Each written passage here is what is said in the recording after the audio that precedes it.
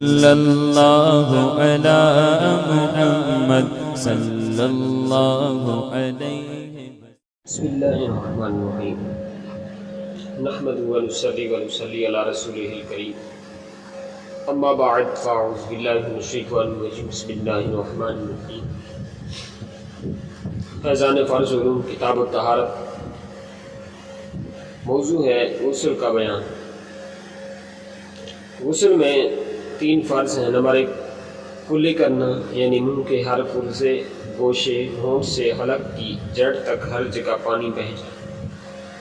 اکثر لوگ کے تھوڑا سا پانی منہ میں لے کر اگل دینے کو کلی کہتے ہیں، اگرچہ زبان کی جڑ اور حلق کے کنارے تک نہ پہنچے۔ یوں غسل نہ ہوگا۔ نہ اس طرح نہانے کے بعد نماز جائز، بلکہ فرض ہے کہ داڑھوں کے پیچھے گالوں کی تہ میں جو ہے دانتوں کی جڑ اور کھڑکیوں میں زبان کی ہر کروٹ میں جو ہے حلق کے کنارے تک پانی بہہ جانا چاہیے۔ نمبر 2 ناک میں پانی ڈالنا، یعنی دونوں نتنوں کا جہاں تک نرم جگہ ہے دھلنا کے پانی کو سونگھ کر اوپر چڑھائے۔ بال برابر جگہ بھی دھلنے سے رہ نہ جائے ورنہ غسل نہیں ہوگا۔ ناک کے اندر رینٹ سوکھ گئی ہے تو اس کا چھڑانا جو ہے فرض ہے۔ نیز ناک کے بالوں کا دھونا بھی فرض ہے۔ نمبر 3 تمام ظاہر بدن پر پانی بہہ جانا، سر کے بالوں سے پاؤں کے تلوؤں تک، جسم کے ہر پرزے، ہر رونگٹے پر پانی بہہ جانا۔ غسل کا سنت طریقہ: غسل کی نیت کر کے پہلے دونوں ہاتھ بالکل تک 3 مرتبہ دھوئے، پھر سنجے کی جگہ دھوئے، خواہ نجاست ہو یا نہ ہو، پھر بدن پر جہاں کہیں نجاست ہو اس کو دور کرے، پھر نماز کا سا وضو کرے مگر پاؤں نہ دھوئے۔ ہاں اگر چوکی یا تختے یا پتھر پر نہائے تو اب یہ ہے کہ پاؤں بھی دھو لے۔ پھر بدن پر تیل کی طرح پانی چپڑ لے، خصوصاً سردیوں میں۔ پھر 3 مرتبہ دہنے مونڈھے پر پانی بہائے، پھر بائیں مونڈھے پر 3 بار، پھر سر پر اور تمام بدن پر 3 بار، پھر غسل کی جگہ سے الگ ہو جائے۔ اگر وضو کرنے میں پاؤں نہیں دھوئے تھے تو اب دھو لے۔ نہانے میں قبلہ رخ نہ ہو، تمام بدن پر ہاتھ پھیریں اور ملیں، اور ایسی جگہ نہائے کوئی دیکھے نہ۔ اگر یہ نہ ہو سکے تو ناف سے گھٹنے تک کے اعضاء کا ستر تو ضروری ہے۔ کسی قسم کا کلام نہ کرے، نہ کوئی دعا پڑھے۔ نہانے کے بعد رومال سے بدن پوچھ ڈالے تو اس میں کوئی حرج نہیں ہے۔ بہتے پانی کے اندر غسل کا طریقہ: اگر بہتے پانی مثلا دریا یا نہر میں نہایا ہے، تھوڑی دیر اس میں رکنے سے 3 بار دھونے اور ترتیب اور وضو یہ سب سنتیں ادا ہوں گی۔ اس کی بھی ضرورت نہیں کہ اعضاء کو 3 بار حرکت دے۔ اور تالاب وغیرہ پانی ٹھہرے پانی میں نہایا تو اعضاء کو 3 بار حرکت دینے یا جگہ بدلنے سے تسلیس، یعنی 3 بار جو دھونے کی سنت ہے وہ ادا ہو جائے گی۔ بارش میں کھڑا ہو گیا تو یہ بہتے پانی میں کھڑے ہونے کے حکم میں ہے۔ بہتے پانی میں وضو کیا تو وہی تھوڑی دیر اس میں عضو کو رہنے دینا اور ٹھہرے پانی میں حرکت دینا 3 بار دھونے کا ہی مقام ہے۔ کیا غسل اور وضو کے لیے پانی کی مقدار معین ہے؟ لیکن سب کے لیے غسل یا وضو میں پانی کی ایک مقدار معین تو نہیں ہوتی۔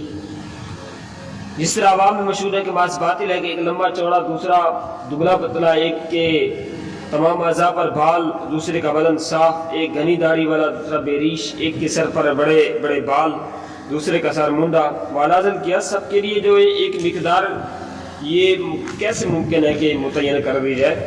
خیر، غسل واجب ہونے کے جو اسباب ہیں: نمبر 1 منی کا اپنی جگہ سے شہوت کے ساتھ جدا ہو کر عضو سے نکلنا۔ نمبر 2 احتلام ہونا۔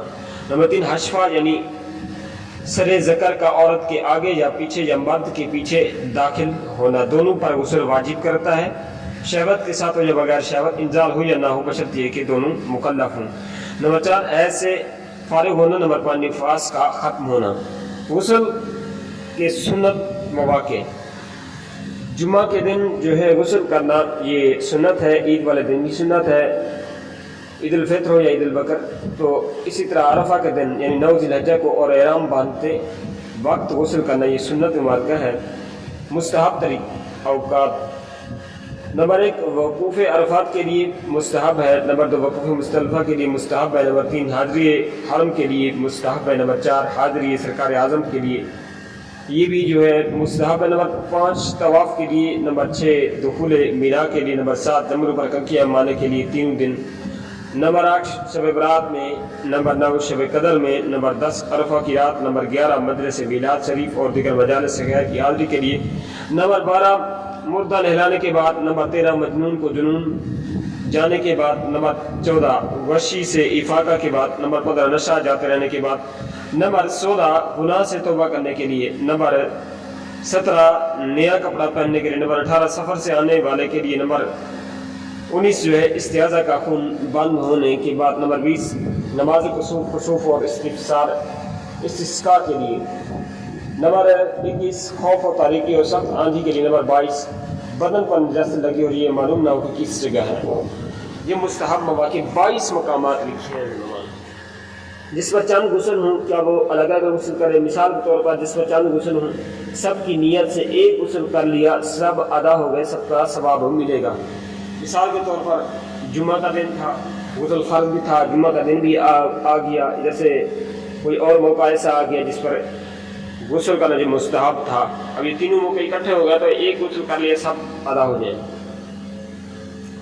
جس پر غسل واجب ہے اسے چاہیے نہانے میں تاخیر نہ کرے. حدیث میں ہے جس گھر میں جنبی آدمی ہو اس میں رحمت کے فرشتے نہیں آتے، اور اگر اتنی دیر کر چکا کہ نماز کا آخری وقت آ گیا تو اب تو فوراً یہ ہے نہا لینا فرض ہے. اب تاخیر کرے گا تو گناہ گار ہوگا. کھانا کھانا یا عورت سے جماع کرنا چاہتا ہے تو وضو کر لے یا ہاتھ منہ دھو لے، کلی کر لے، اور اگر ویسے ہی کھا پی لیا تو گناہ نہیں مگر جو ہے مکروہ ہے اور محتاجی لاتا ہے. اور بے نہائے یا بے وضو کیے جماع کر لیا تو بھی گناہ تو کچھ نہیں، مگر جس کو احتلام ہو بے نہائے اس کو عورت کے پاس جانا نہ چاہیے کہ اس کے طبی نقصانات بھی ہیں اور بلکہ طبی نقصانات ہیں اس کے. جس پر غسل واجب اسے فون سے کام کرنا حرام ہے. جس کو نہانے کی ضرورت ہو اس کو مسجد میں جانا، طواف کرنا، قرآن مجید چھونا اگرچہ اس کا سادہ حاشیہ یا جلد یا چولی چھوئے یا بے چھوئے دیکھ کر یا زبانی پڑھنا یا کسی آیت کا لکھنا یا آیت کا تعویذ لکھنا یا ایسا تعویذ چھونا یا ایسی انگوٹھی پہننا چھونا جس سے جیسے مقطعات کی انگوٹھی، یہ سب حرام. قرآن مجید فرقان حمید جزدان میں ہو تو جزدان کو ہاتھ لگا سکتے ہیں. اور رومال سے قرآن مجید پکڑنے کیا حکم ہے؟ اگر قرآن مجید فرقان عظیم جزدان میں ہو تو جزدان پر ہاتھ لگانے میں حرج نہیں ہے.